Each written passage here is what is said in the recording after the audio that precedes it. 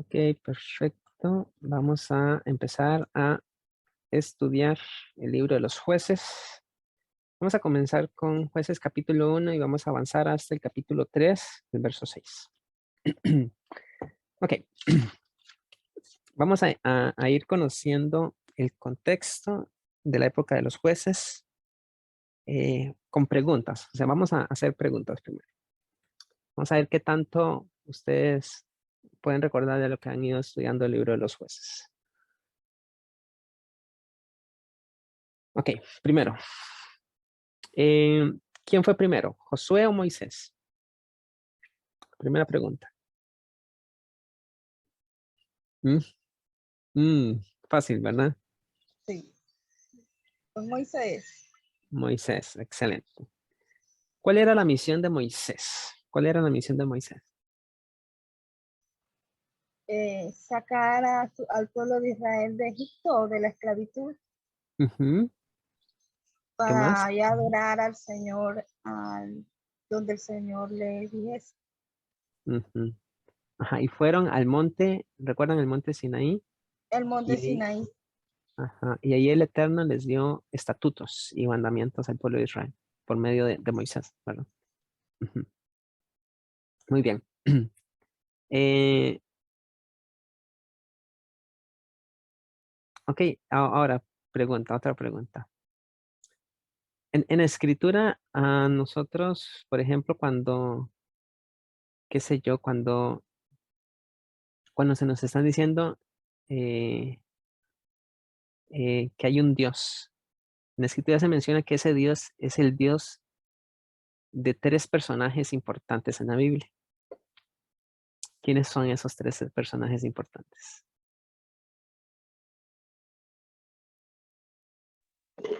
Soy yo.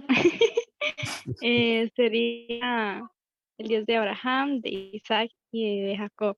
Jacob. Exactamente. Entonces, tenemos que tener en cuenta que el Señor, ¿verdad? El Eterno, el Todopoderoso, es el Dios o el Elohim de Abraham, de Isaac y de Jacob. O sea, porque hay muchos dioses. En el mundo hay muchos dioses, como dice Pablo. Hay muchos señores, pero nosotros sabemos que solo hay un único todopoderoso, digamos, que está por encima de todos ellos, que es el Dios de Abraham, de Isaac y de Jacob. Y recuerdan que a Jacob o a Jacob se le cambia el nombre y se le pone Israel, que Israel tiene muchos significados, como el que vence con Dios, varón guerrero del poderoso, o también significa gobernado por Dios. Jacob tiene 11 hijos. No, tiene 12 hijos. Rubén, Simeón, Leví, Judá, Isaacar, Zabulón, Gad, Aser, Dan, Neftalí, José y Benjamín. Son 12. Y José tuvo a dos hijos, Manasés y Efraín, que ahí fue donde se reprodujeron en Egipto. Entonces el Eterno los saca por medio de Moisés. Moisés no pudo entrar a la tierra prometida. Todos los mayores de 20 años que salieron con Moisés tampoco entraron a la tierra prometida, excepto los personajes. ¿Quiénes fueron? ¿Quiénes fueron esos dos personajes que sí entraron?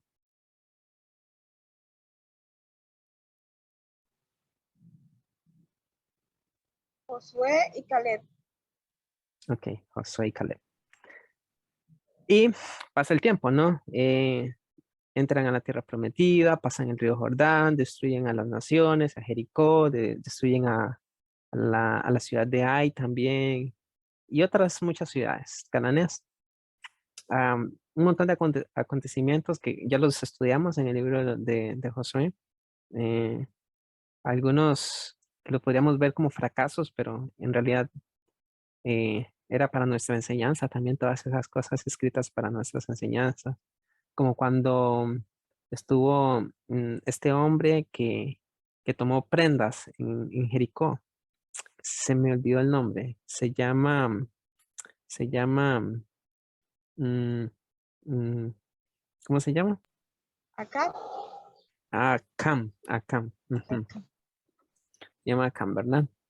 Y también eh, habíamos visto, por ejemplo, lo de los Gabaonitas, que fueron y hicieron un pacto con los hijos de Israel, que les mintieron y todo eso. Hicimos un recorrido. También cuando llegaron a la tierra prometida, el Eterno les dijo, ustedes tienen que hacer ciudades de refugio para el homicida o para alguien que haya matado a otro, pero sin intención. Y también después hicieron ciudades para los levitas. Se repartió la tierra, cada tribu se dispersó, ¿verdad? Tenía que ir a su territorio. Y en ese momento Josué estaba vivo, ¿verdad? Otra pregunta, ¿a qué edad murió Josué?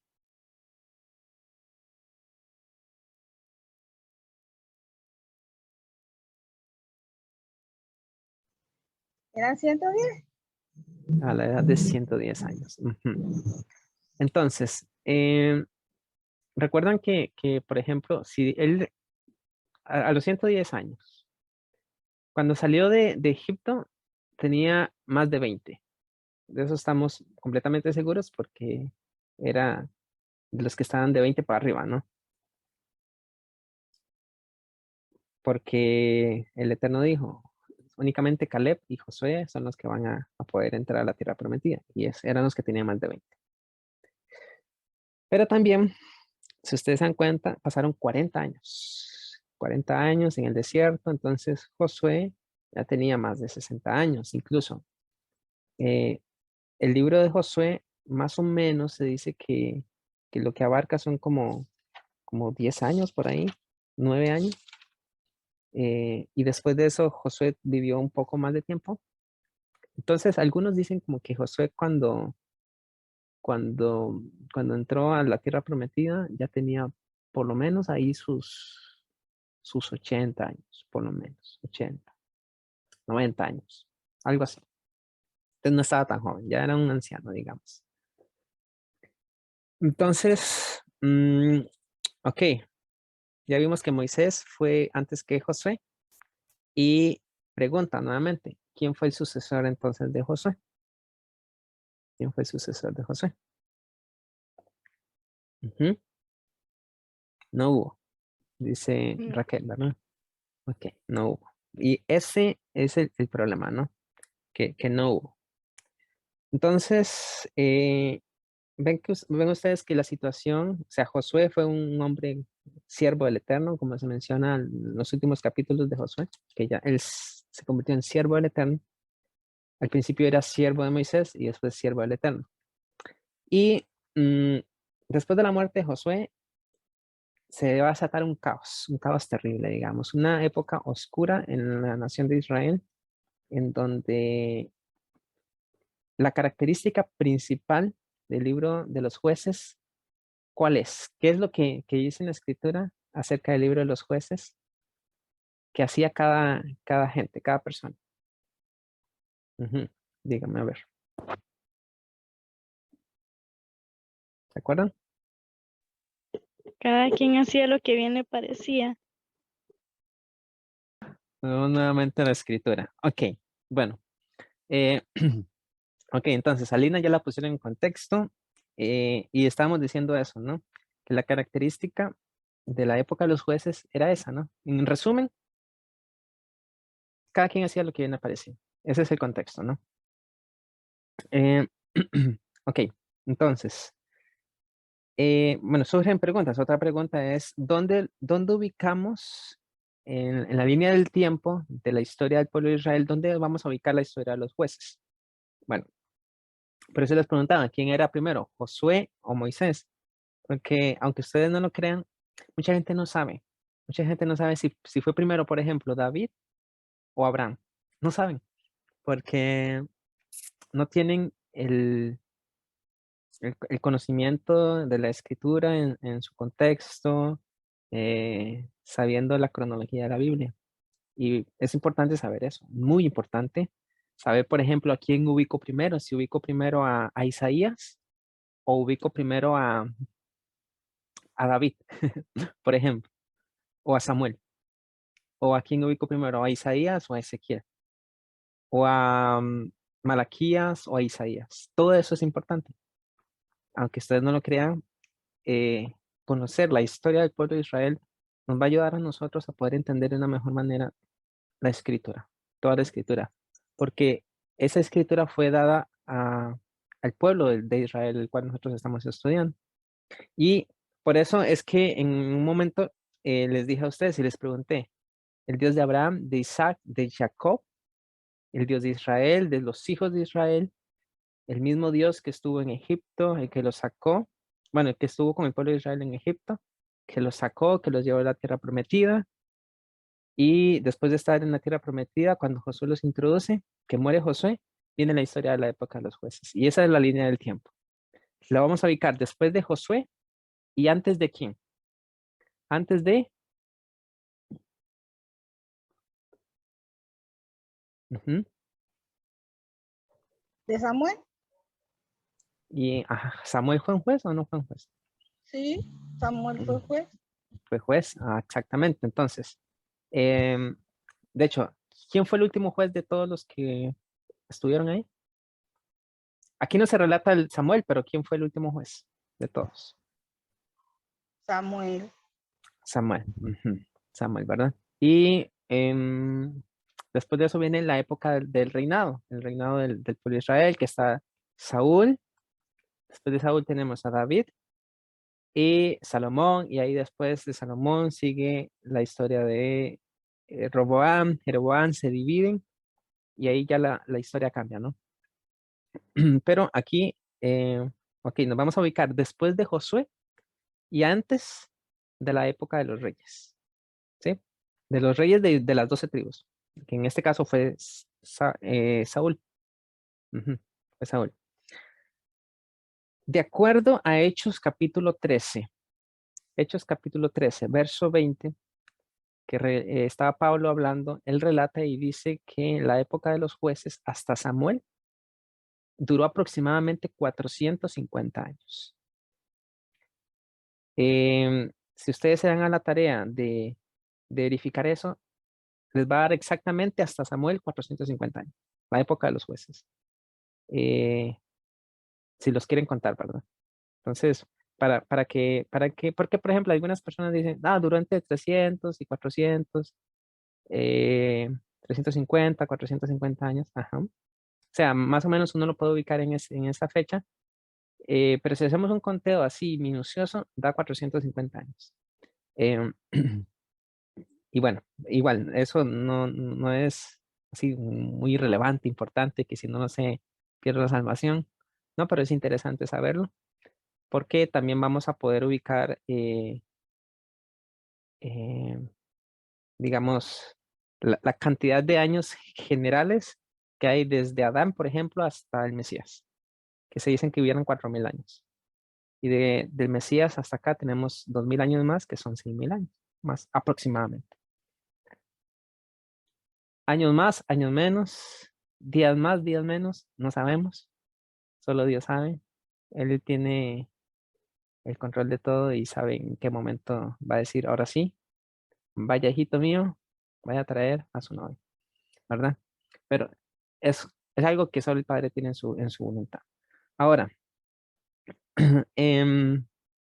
muy bien, entonces, algo que se llama el Midrash. Midrash es como una alegoría. Entonces, el Midrash que tiene que ver con el libro de los jueces es que esta es una alegoría de la situación del pueblo de Israel antes del reinado de David. ¿Mm? ¿Por qué? Porque, por ejemplo, o sea, hablando del reinado de David con el Mesías Yeshua cuando regrese, cuando, cuando vuelva a tomar, ¿no? En posesión, aunque él ya es rey, él está sentado a la diestra de la majestad del Eterno. eh, uy, mi mamá llamándome a esta hora. Ahora la llamo. Ok, entonces,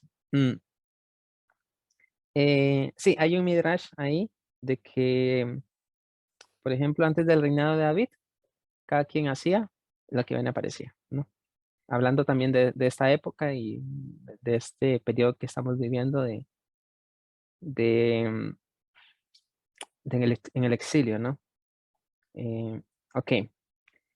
¿Qué más? De la época de los jueces, podemos ubicar la historia de Ruth en la época de los jueces.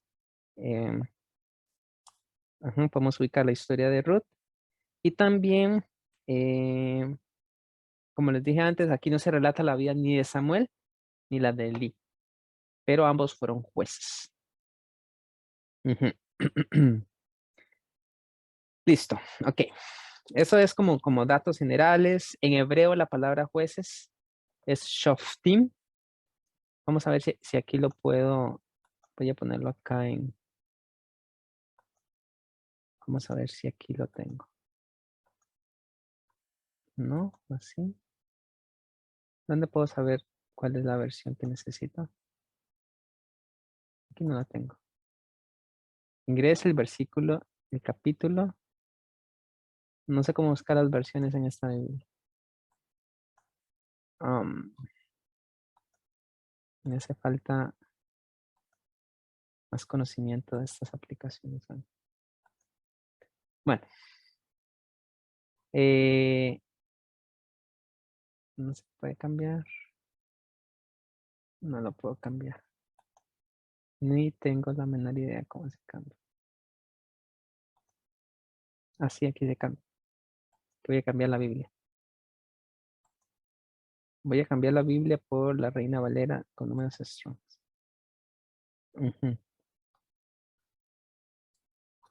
Acá. Josué. Aquí estamos. Ajá. Jueces.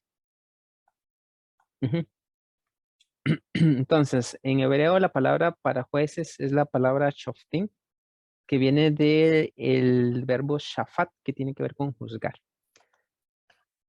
Ajá. Y listo. Digamos que esas son como generales, características generales del libro de los jueces. ¿Qué más? Por ejemplo, el autor se dice que fue Samuel u otro desconocido. Ujú. Y otra cosa importante es que aquí vamos a ver que el estado más peligroso del pueblo de Israel no es cuando está pasando escasez, sino cuando hay prosperidad. ¿Por qué? Porque si ustedes van a notar que mientras vamos a ir estudiando, hay un ciclo que se repite una y otra vez. Y esto es el patrón que vamos a seguir en el libro de los jueces. Y vamos a poder notar. Primero Israel es prosperado y se olvida de Dios. Cuando prospera, se olvida de Dios. Algo que es sumamente delicado y algo peligroso, ¿no? Cuando prospera se olvida de Dios, se olvida agradecer quién fue el que le estaba dando de comer, quién era el que le estaba dando las cosas. Por eso, hay un verso en Deuteronomio capítulo 6 que siempre lo hemos estado leyendo en Josué, ¿no? Que donde ellos se tenían que cuidar en cuando estaban tomando esas ciudades que ellos no habían construido y iban a comer de las viñas que ellos no habían plantado. Olvidarse del Eterno, ¿no? De paso número 2, o sea, primero número 1, Israel es prosperado y se olvida de Dios. Después, ¿qué viene? Pues Israel es atacado, porque ya Dios, ok, si se olvidan de Dios, entonces Dios los abandona. Entonces, Israel es atacado y entra en crisis. Una vez en crisis, el paso 3 es Israel clama por la liberación y Dios entonces va y levanta a algún juez y el juez los liberta, digamos. Y el paso 4 es Israel vuelve a prosperar y se repite el patrón, el paso 1, ¿no? Se olvida de Dios y así, sucesivamente. Ajá, esa es como lo que se repite una y otra vez y es lo que vamos a estar viendo. Y listo, ahora sí. Eso es como características generales del libro de los jueces. Y vamos a empezar. Vamos a empezar con el capítulo 1 y el verso 1. Dice así. Aconteció después de la muerte de Josué, vean acá, que los hijos de Israel consultaron al Eterno. Entonces ellos empiezan bien, consultando al Eterno, diciendo quién de nosotros subirá primero a pelear contra los cananeos. Y el Eterno respondió, Judá subirá, he aquí que yo he entregado la tierra en sus manos. Ajá, he entregado la tierra en sus manos y Judá dijo a Simeón, su hermano. Recuerden que Simeón, cuando se repartió la tierra, Simeón había quedado dentro del territorio de Judá, como que había quedado encerrado. Si ustedes se fijan en un mapa, en el mapa que trae ahí las Biblias atrás, se van a dar cuenta que Simeón quedó dentro de la tribu de Judá. Por algún motivo que lo habíamos estudiado en el capítulo, mm, ¿dónde lo vimos? Eso lo vimos en el capítulo, eh, capítulo 19. Ajá, ahí lo vimos, de Josué. La razón por la cual, ¿no? Algunas de las razones por la cual. Pero aquí Judá le dice a Simeón, su hermano, sube conmigo al territorio que se me ha adjudicado y peleemos contra el cananeo y yo también iré contigo al tuyo. Y Simeón fue con él. Verso 4, y subió Judá y el Eterno entregó en sus manos al cananeo y al fereceo e hirieron ellos en Besec a 10,000 hombres. Y hallaron a Adoni Besec. O sea, Adoni Besec es como el señor de Besec, digamos, o el amo de Besec. Entonces hallaron a Adoni Besec en Besec y pelearon contra él y derrotaron al cananeo y al fereceo.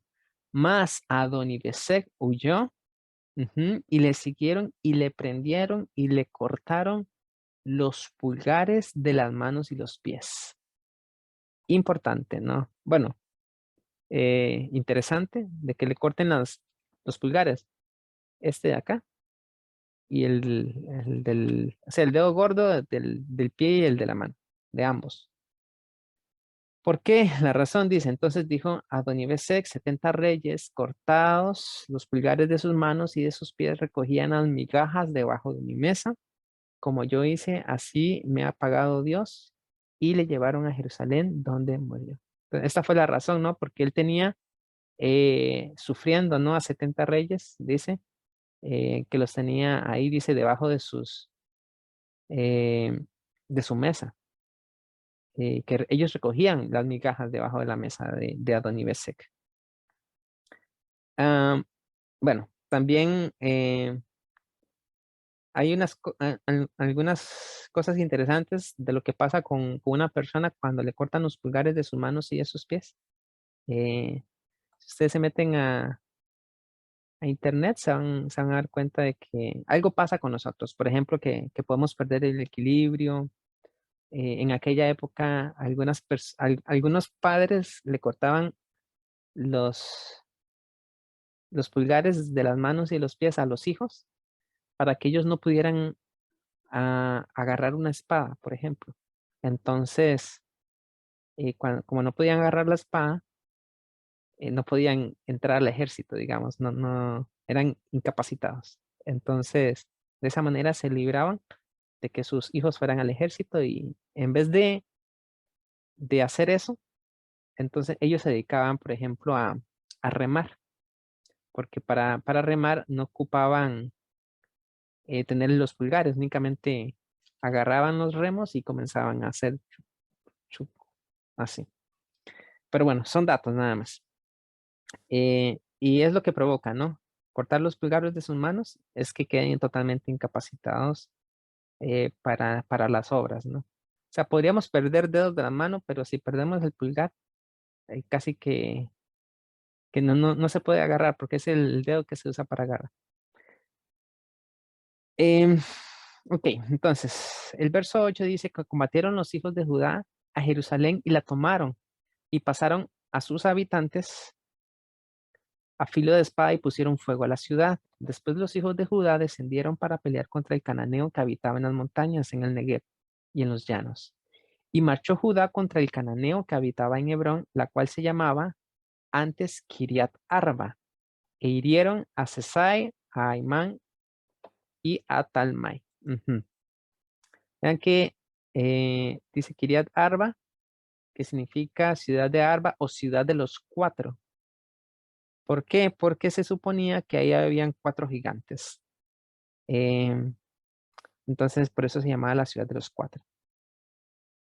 Y, ok, entonces, de allí fue a los que habitaban en Debir, que antes se llamaba Kiriat Sefer. Esto es ciudad del libro. Y dijo Caleb, y esto lo vimos en el libro de Josué. El que atacare a Kiriat Sefer y la tomare, yo le daré a Axa mi hija por mujer. Y la tomó Otoniel, hijo de Cenaz, hermano menor de Caleb.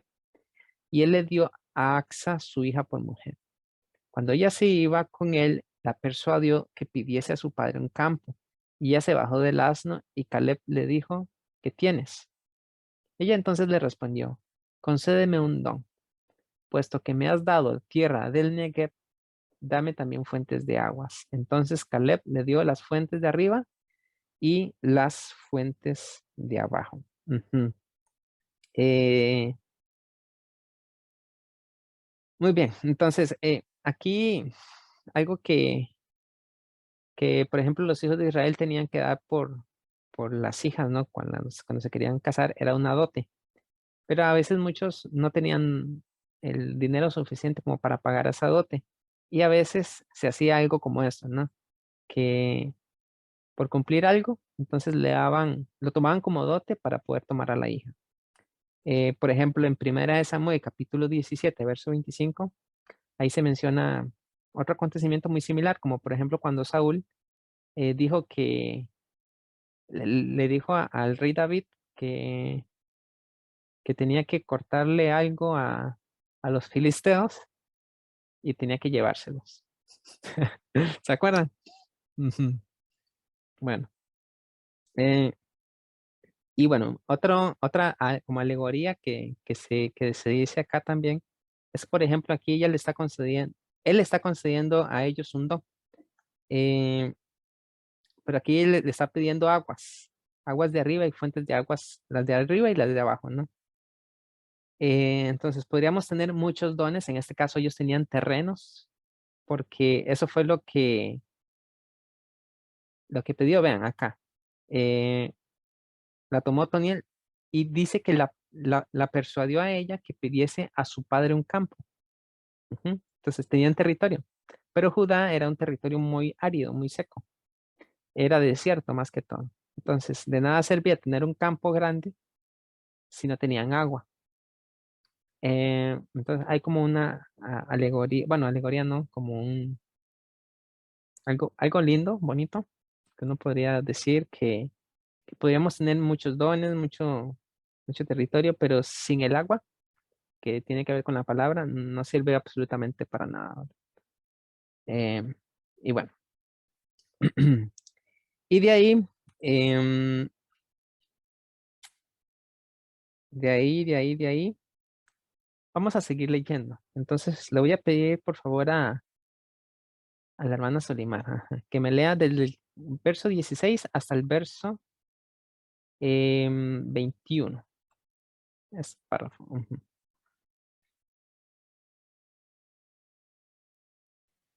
Si lo baja un poquito, Lo bajo, lo bajo. por favor. Es que no veo las letras que están acá.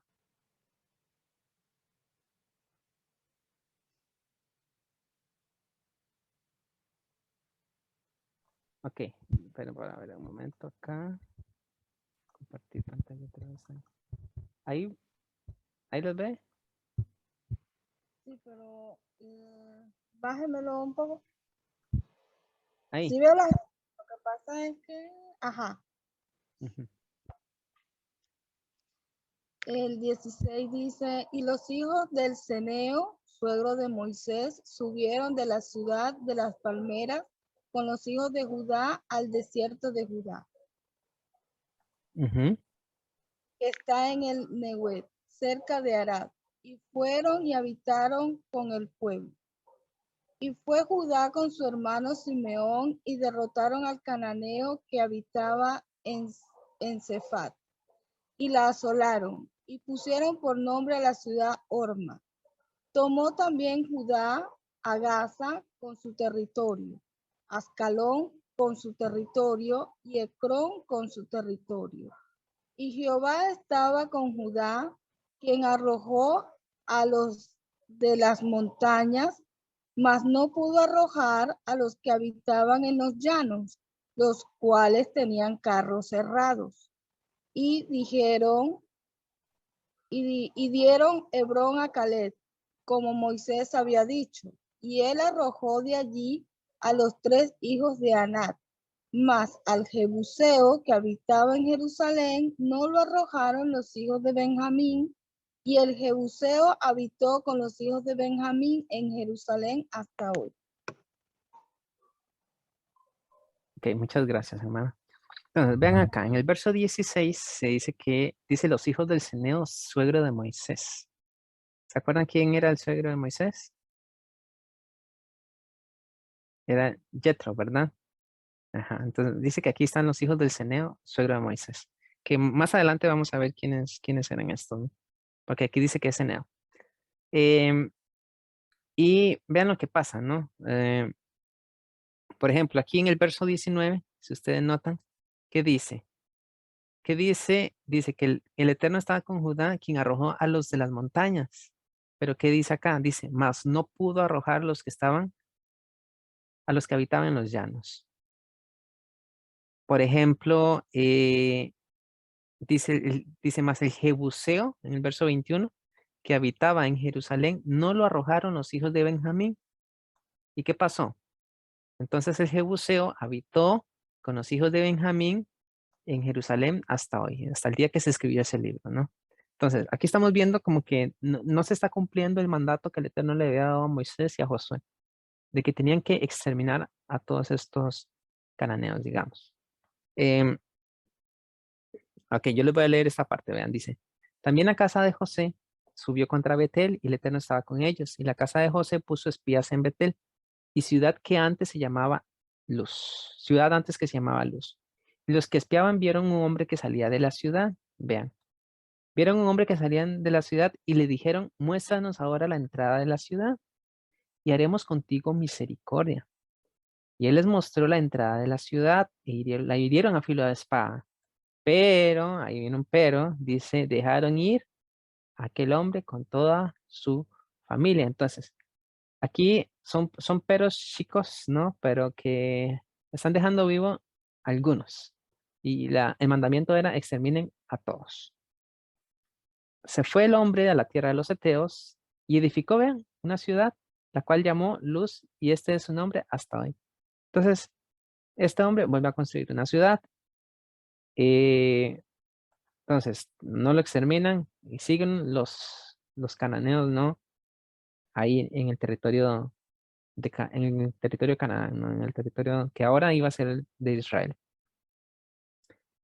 Importante lo que vamos a leer. Vean el montón yo le llamo el montón de repeticiones que vamos a encontrar aquí. Aquí se va a repetir una palabra y yo quisiera que ustedes me digan cuál es la palabra que se va a repetir.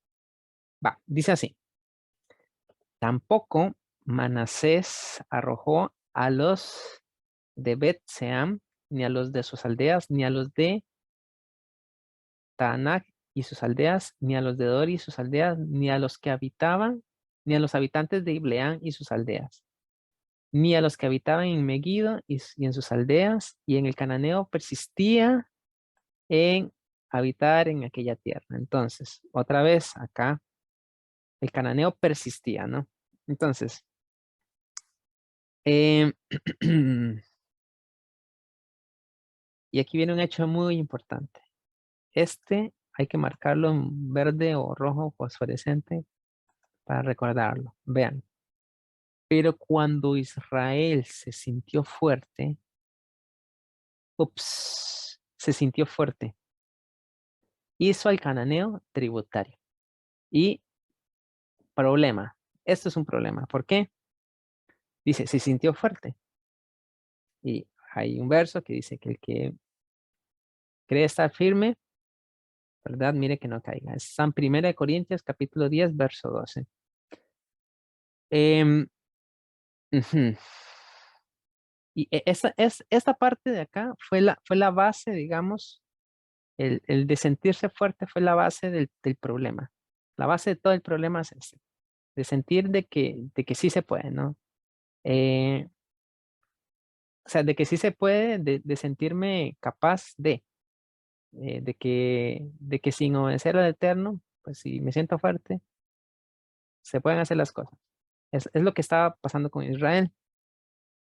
Y dice que cuando se sintió fuerte lo hizo tributario, pero ese no era el mandamiento. Ese es un problema. Bueno, también aquí se nos dice a nosotros, que dice que el cananeo persistía en habitar en aquella tierra. También hay un paralelo con el cananeo y las obras de la carne, ¿no? Con nuestra carnalidad. Que ellas se aferran a nosotros y no quieren salir, no quieren salir. Ok, ahora, dice, más no la arrojó y viene otra vez. Vean, tampoco Efraín arrojó al cananeo que habitaba en Geser, sino que habitó al cananeo en medio de ellos en Geser. Otra vez, ¿no? Tampoco lo arrojaron, dice. Ujú. Verso 30. Tampoco Zabulón arrojó a los que habitaban en Quitrón, ni a los que habitaban en Naalal, sino que el cananeo habitó en medio de él y le fue tributario, dice. Ese no era el mandamiento. No, no, el mandamiento fue exterminen, pero ellos estaban cambiando la obediencia por, por plata, por negocio, por tributo. Ese es otro problema. Vuelve a repetirse, dice. Recuerden la palabra que les dije que se repetía una y otra vez. Tampoco hacer arrojó a los que habitaban en Aco, ni a los que habitaban en Sidón, en Alab, en Aksib, en Elba y en Afec y en Rehob. Y moró a ser entre los cananeos que, otra vez, que habitaban en la tierra, pues no los arrojó.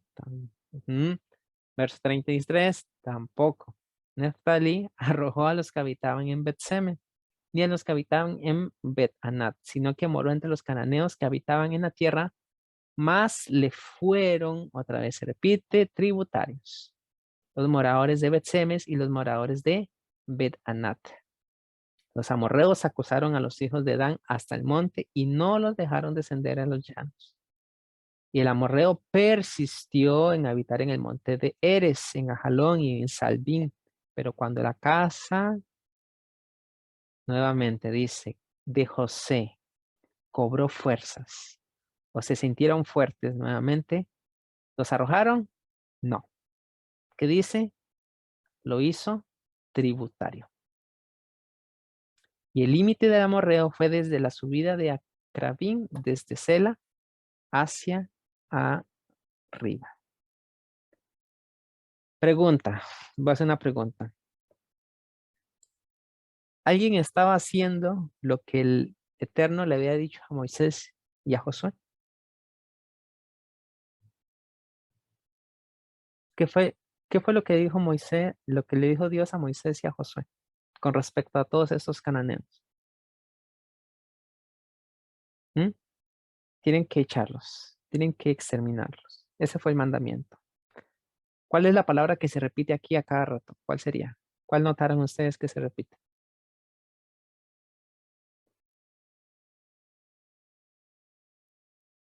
¿Mm? Bueno, yo por ejemplo noté aquí la palabra tampoco, tampoco, tampoco, una y otra vez tampoco, tampoco, vean acá, ninguno, ninguno de los que están ahí, todos hicieron lo que bien me parecía, ¿no? El tributario, mejor les sacamos un poquito de plata, ¿para qué los vamos a arrojar? Los podemos hacer tributarios, que ganancia, un poquito de ganancia, ¿no? Entonces nadie, absolutamente nadie estaba haciendo lo que Dios le había dicho a Moisés y a Josué. Y todo lo que está aquí, desde el verso 30 hasta el verso 36, desde el verso 27 de hecho, hasta el verso 36, esto es decadencia. Todo eso es decadencia. Se conformaron con el tributo. Ese fue el problema de los hijos de Israel. Entonces, dice que el ángel del Eterno, ¿quién es el ángel del Eterno? ¿A quién se está refiriendo? Cuando hablamos del ángel eterno, ¿quién es?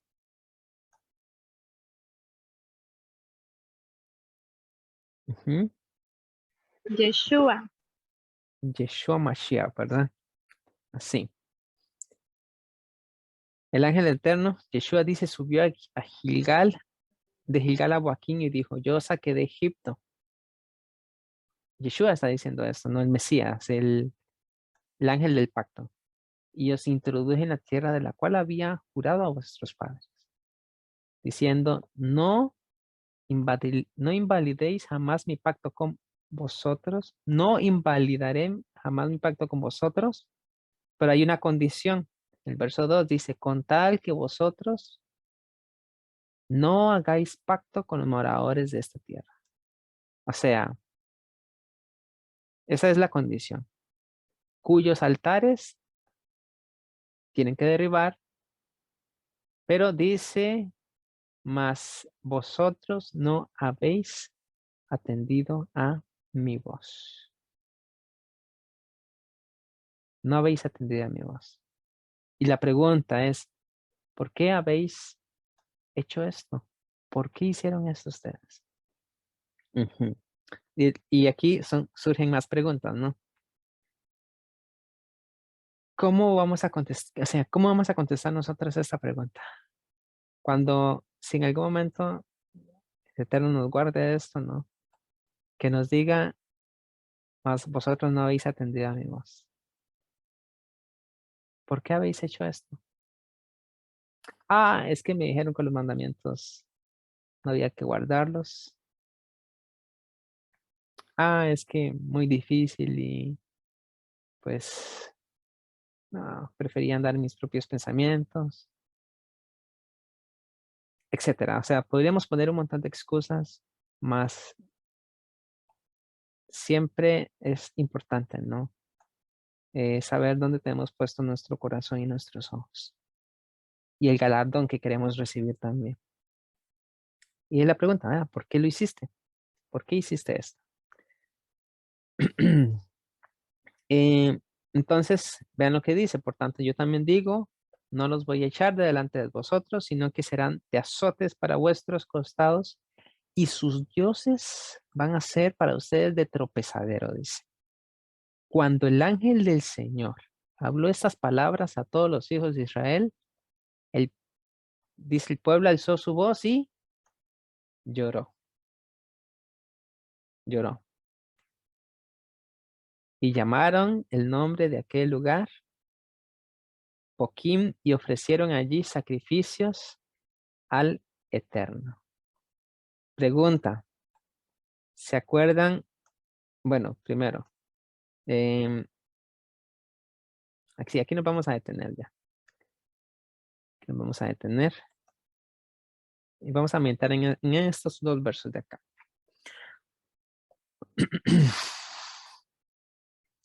Dice que el pueblo alzó su voz y lloró. ¿Qué tenían que hacer ellos? O sea, porque aquí solo dice eso, que alzó su voz y lloró. Solo lloraron. Y después de eso dice que ofrecieron sacrificios allí al Eterno. ¿Qué es mejor? ¿Obedecieron? ¿Estaban obedeciendo? ¿No? ¿Ofrecieron sacrificios? Sí. ¿Lloraron? Sí. ¿Se arrepintieron?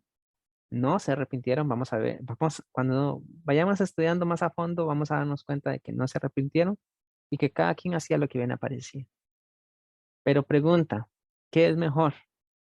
¿Qué es mejor? ¿Obediencia o sacrificio? ¿Qué es mejor? Obediencia, ¿no? Obediencia es mucho mejor que sacrificios. Y es ahí donde vamos a ir y les voy a poner acá un verso que habla de ello, que está en Primera de Samuel, capítulo 15, verso 22. Un momento donde Saúl perdió la cabeza y dice que tomó del botín de las ovejas y las vacas y las primicias del anatema para ofrecerle sacrificios al Eterno. Eso fue lo que hizo él, ¿no? Y eso le estaba relatando a Samuel y le dice el Eterno, bueno, dice Jehová tu Dios en Gilgal.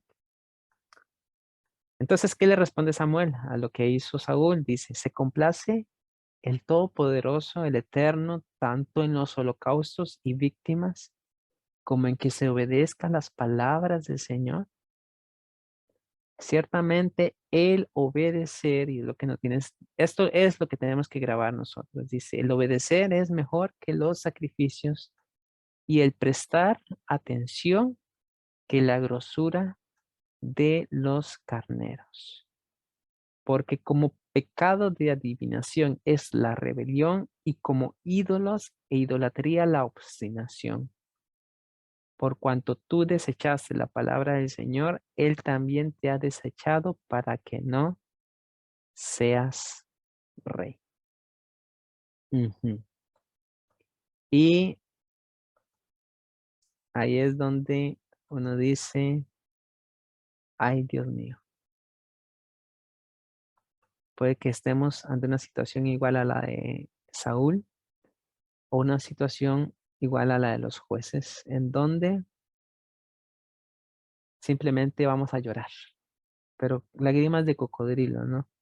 Porque no nos vamos a arrepentir. O ellos no se arrepintieron y consecuencias son las que vamos a ir viendo después.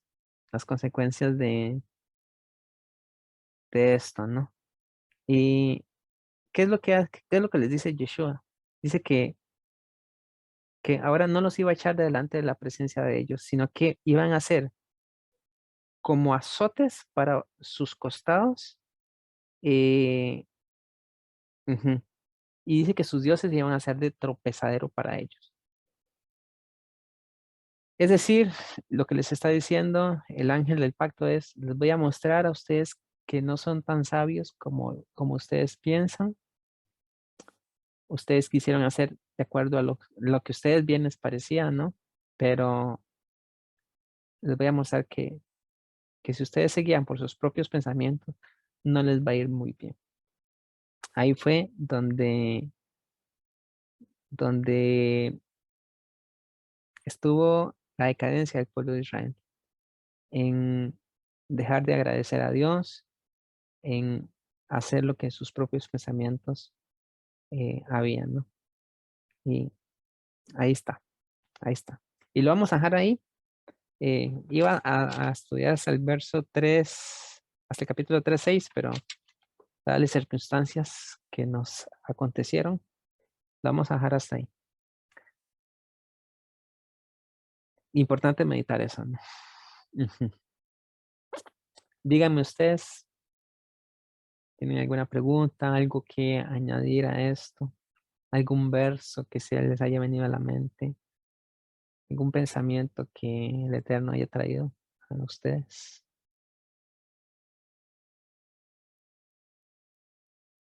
¿No? Ok, ok. Entonces vamos a dejarlo hasta ahí. No sé si Raquel me podrías ayudar para orar y despedirnos, por favor. Sí.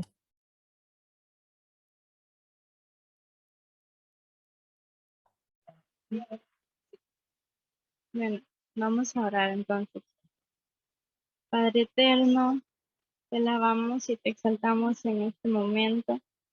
Te quiero dar muchísimas gracias por el tiempo que nos has permitido compartir de la palabra. Gracias por el tiempo que nos permitiste hablar, que nos permitiste compartir también sobre ti, sobre las experiencias, Señor, que has hecho en nuestras vidas, los testimonios y todo lo que nos has permitido vivir. Gracias, Señor, porque la gloria y la honra es para ti. Solo tú, Señor, has sido perfecto y tú has sido el que has planeado cada detalle en nuestras vidas. Por eso, Señor, estamos agradecidos y estamos aquí con el anhelo de aprender de tu palabra y con el deseo de obedecerla. Que todo lo que hoy hemos aprendido, te pido que nos ayudes a llevarlo a la práctica, que no nos quede en la mente nada más o que sea una palabra olvidada, sino que podamos recordarla y podamos ponerla por obra. Ayúdanos, Señor, a podernos apegar más a ti.